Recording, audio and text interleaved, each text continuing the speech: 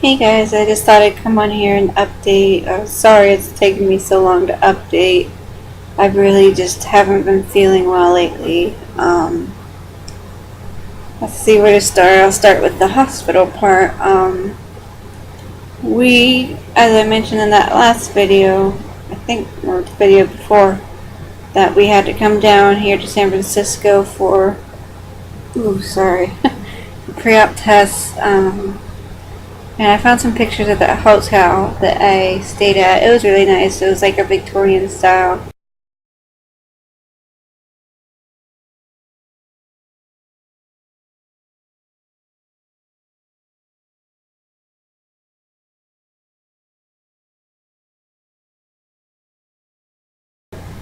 We tried to stay there again, but there everything was booked because I guess they're having a convention here in San Francisco. So everything was booked. So we're staying where we can. Right now it's not too bad. We have an ocean view room, so that's all good. Helps me relax. But anyways, the next hotel we ended up staying at, not the Victorian one, but the one after that, because we've stayed in 3 hotels. I got some pictures for that too.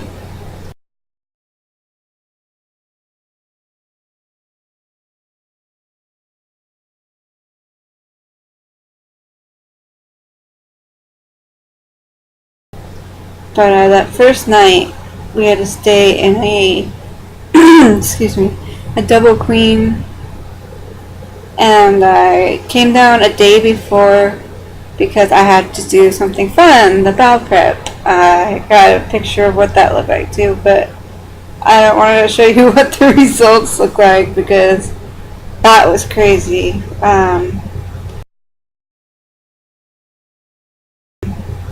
I think all I had that day was maybe 1 or 2 Jellos, or no, Jello and a pop, sugar-free popsicle, not soda.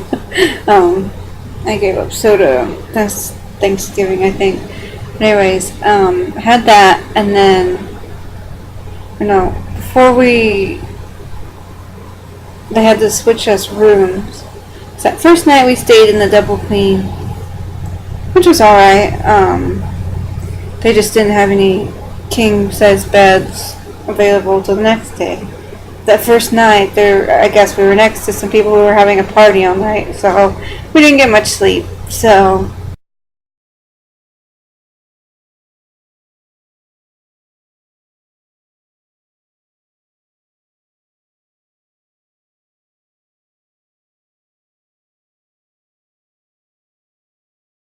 we ended up switching rooms. And like I said, that was the day I had to start that bowel prep. Oof. That was nasty. Like, I guess it was lemon flavored. And you basically have that pitcher that you gotta fill up with water. But it was no lemon flavor. And once I started drinking that, I think by the second glass, so I used like a hotel cup, to sip it. And I was just on the toilet for like 4 hours straight. That was horrible. I never want to go through that again, but having surgery, I guess I did go through that again. But I'll get into that later. I don't really remember staying at that hotel much, because I guess I only stayed there like a night. But anyways, I did that prep, and then the next morning we went into the hospital. And we checked in. I think I had to be there by 5:30. I wasn't too tired in the morning as I thought I'd be, getting up at 4. I thought I'd be really tired, but I wasn't. And I kind of figured, well, I'm going to be sleeping during the operation.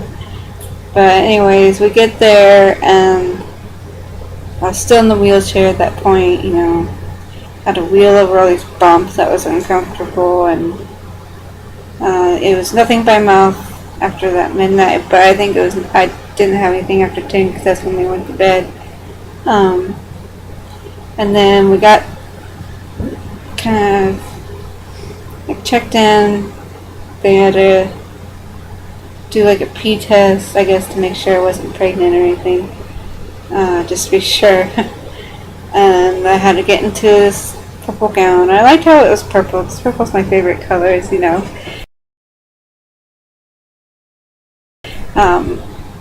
But it was weird, when I woke up I was in a different gown.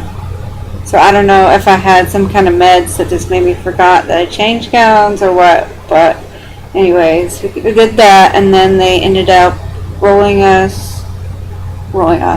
me on the gurney into, guess where you wait for the surgery. And I kept asking for an anxiety med because, you know, I haven't really had much time to prepare, because it kind of happened fast, you know, like 1 or 2 days before surgery, they tell me I'm having surgery, you know, and I'm just kind of, it hasn't kicked in yet. Excuse me. Sipping my water here. And then I'm sitting there waiting, the doctor comes in, and I'm like, how you doing? I'm nervous, you know, I'm not gonna lie. Because I want to get those anxiety meds, you know, I don't want to sit here suffering, but anyway. And then the anesthesiologist came in, he was really nice. The whole doctors and nurses, they were really nice, unlike the hospital by my house, you know, like, they really made sure that you were okay, and, you know, and when the anesthesiologist touched me, you know, he held my hand kind of thing, to see if I'm alright, and they ended up putting 2 IVs in my hands. The anesthesiologist did it, and he was kind of saying he was glad he didn't have the nurses do it, because I have really tiny veins. You know, my hands are like kid size, so I guess that was to be expected. And the surgeon had me walk into the OR room, and when I'm walking in there, you know, trying not to have my back hurt, because, you know, I have a bad back, but anyway, walk in there and all I see is a bunch of these knives, like surgical knives and tools, and there's 3, I don't know, people in gowns or like from the surgery team just saying, no, this is it, you know, this is this one, this is that one. I'm just kind of staring there with my mouth open, like, because I'm just like, oh man, this is really happening, those are going to be used on me, you know. I'm just sitting there, standing there for a little bit with my mouth open, and then the physician assistant comes by and kind of points me towards the bed, and that was nice, because I didn't know she takes part in the surgeries too.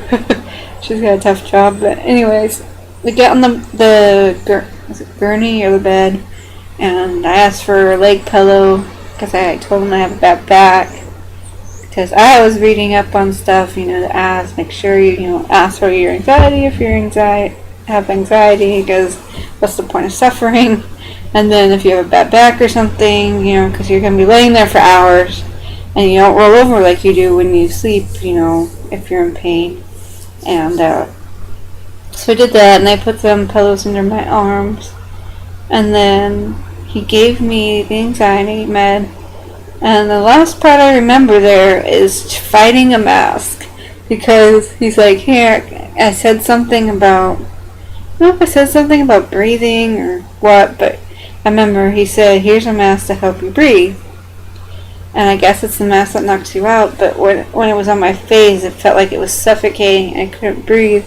And, you know, I'm trying to take it off and saying something, I'm just like, you know. But anyways, and then I guess when I woke up, well, I wasn't in too much pain as I thought I would be. Like, I didn't really feel pain, so that was good. I just felt like pressure, like I got hit by a truck. Pressure, but like not like stabbing pain or anything like that. And right away, I was just like kind of tired and hard time, you know, opening your eyes. And I guess I don't remember it until my husband said something, because I guess when after that part they take you to your room, and I guess I was telling him all about it, because I guess I was on the morphine, you know, and I'm just chatting away. But I guess I kept asking the guy in the recovery, am I switched? Am I switched? Because, you know, some people ask, you know, am I skinny? But I was like, am I switched? You know, worrying that I got the wrong surgery or something.